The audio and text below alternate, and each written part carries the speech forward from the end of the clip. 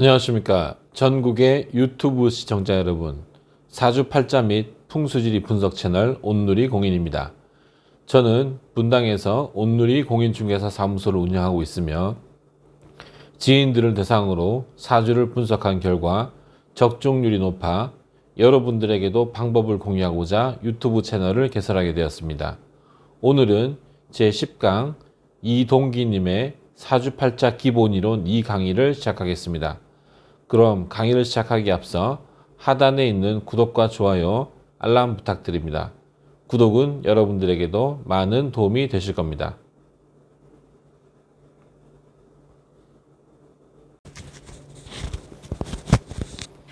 네, 제10강 사주팔자 기본이론 보시겠습니다.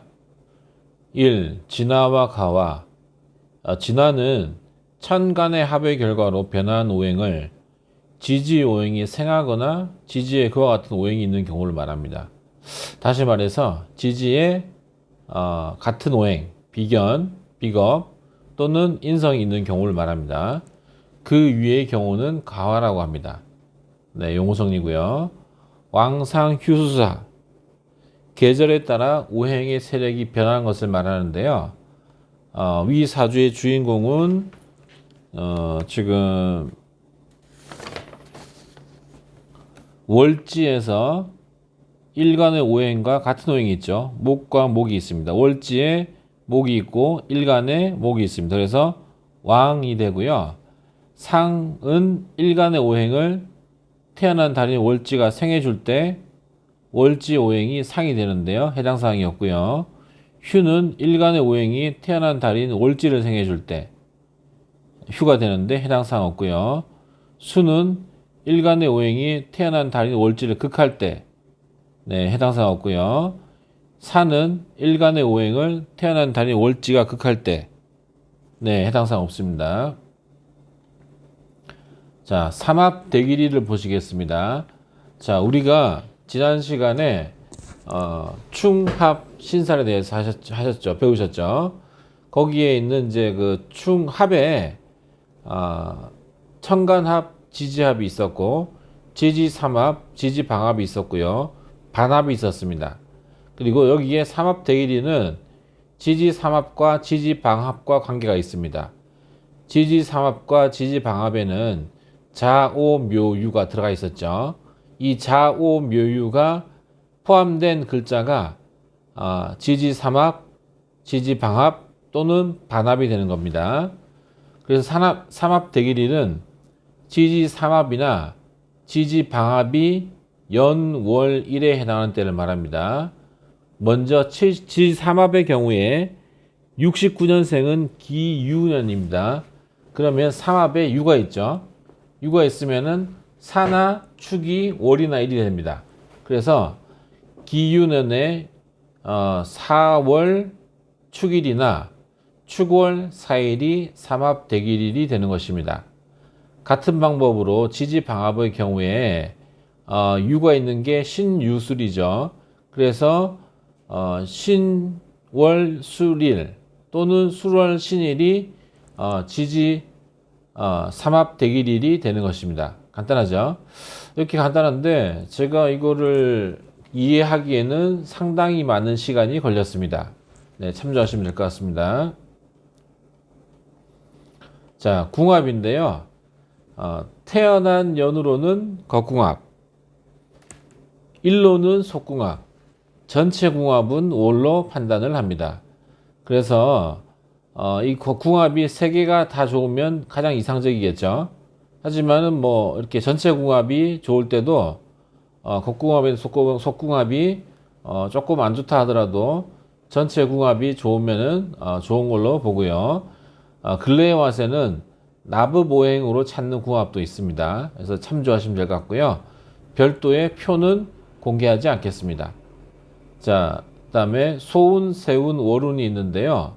소운은 대운이 시작되기 전, 즉 위사주의 주인공은 5세죠. 대운수가 5세 이전의 운을 소운이라고 하고요. 월주 병인으로 소운을 대신하는 게 통솔로 사용되고 있습니다. 세운은 연운이라고 하며 대운이 10년 주기로 변하는 데 비해서 연운은 1년을 주기로 변화합니다. 네, 참고하시면 될 것 같습니다. 월운은 각 달의 운을 의미합니다. 월운을 보는 방법은 사주원국, 대운, 연운에 월운을 대입하여 그 달의 운을 판단하고요.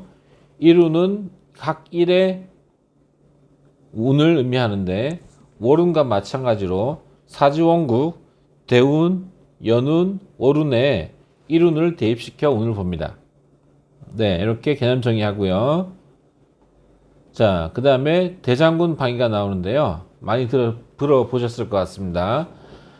대장군 방위는 장군 중에서도 높은 대장군이 가는 방향으로 이사를 가게 될 경우 동토가 생겨서 좋지 못한 일이 생긴다고 합니다. 동토는 땅의 재앙이죠.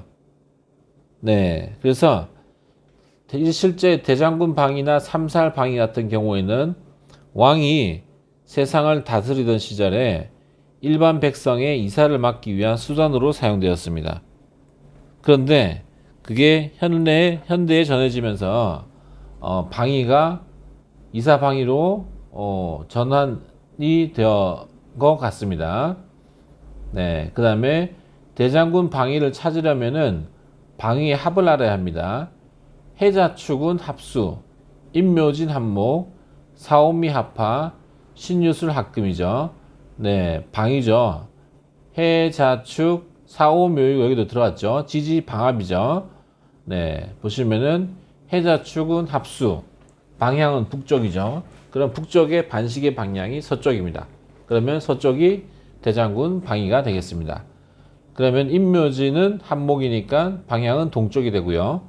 북쪽이 대장군 방위가 되겠습니다. 네, 사오미 신유술도 같은 방법으로 찾으시면 되겠습니다. 네, 대장군 방위의 내용으로 대장군 방위에 해당하는 방향으로는 이사, 개업, 출장, 입사, 입교 등을 하지 말아야 하고 그 방위에 해당하는 방향에는 건물의 수리나 증축을 하지 말아야 합니다. 부득이한 경우 이사를 하게 될 경우처럼 이사를 하게 될 경우 이삿짐 차량을 그 주변을 크게 한 바퀴 돌고 이사할 집이요. 그러면은 방향이 흐트러지겠죠. 대장군 방향이 아닌 방향으로 움직여서 상당한 거리를 이동한 후에 대장군 방향으로 움직이면 대장군 방향이 해소가 된다고 합니다. 네, 위 내용은 현재까지 전해져 내려오는 대장군 방위의 내용이며 학문적이거나 논리적 타당성은 판단하기가 어렵습니다. 네, 참조하시면 될 것 같고요. 자, 그 다음에 7번이 계두절각인데요. 계두는 천간이 지지용신을 극하는 것을 말합니다. 절각은 그 반대죠. 지지귀신이 천간용신을 극하는 것을 말합니다. 네, 8번 암합. 지장간의 글자가 천간과 합을 하거나 지지와 합을 하는 경우 첫 번째로 천간과 지지의 암합은 천간과 지지의 지장간이죠. 지장간과 합을 하는 경우고요. 그 다음에 지지끼리 합을 하는 경우 지지의 지장간과 지지의 지장갑이 합을 하는 경우를 암합이라고 표시를 합니다. 네, 그 다음에 9번부터는 12신살인데요. 12신살이라는 정의는 12개의 신살, 겁살, 제살, 천살, 지살, 연살, 월살, 망신살, 장성살, 반한살, 역마살, 육해살, 화개살을 통치하는 의미입니다.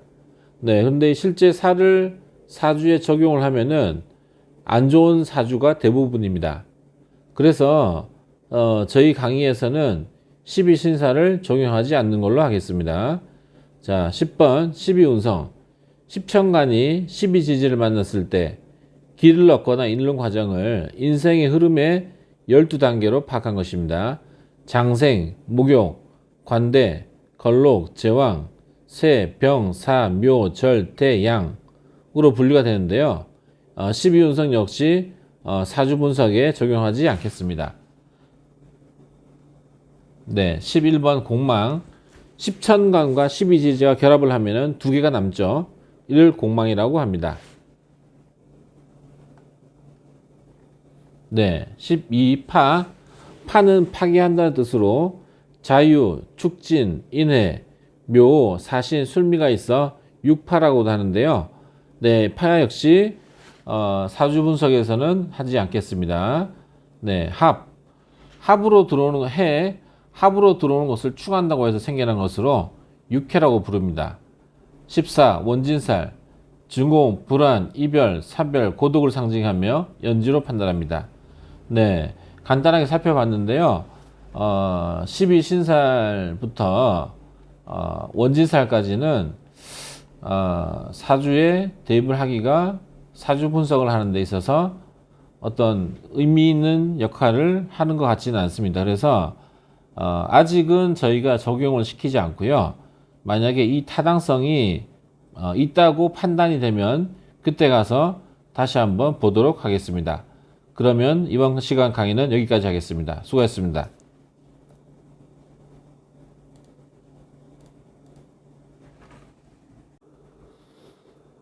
네, 어떠셨습니까? 계속적이고 반복적인 학습은 여러분들의 실력 향상에 많은 도움이 되실 겁니다. 사주를 처음 접하시는 분이나 강의를 처음 들으시는 분들은 낯선 용어로 인해 이해가 잘 안 되실 수도 있으나 계속해서 반복적으로 강의를 하기 때문에 꾸준한 시청으로 여러분들의 사주를 직접 분석할 수 있는 기회가 되실 겁니다. 그럼 다음 시간에는 제11강 사주팔자와 3세 대운 연운 강의를 하겠습니다. 그럼 다음 시간까지 건강하게 잘 지내시기 바랍니다.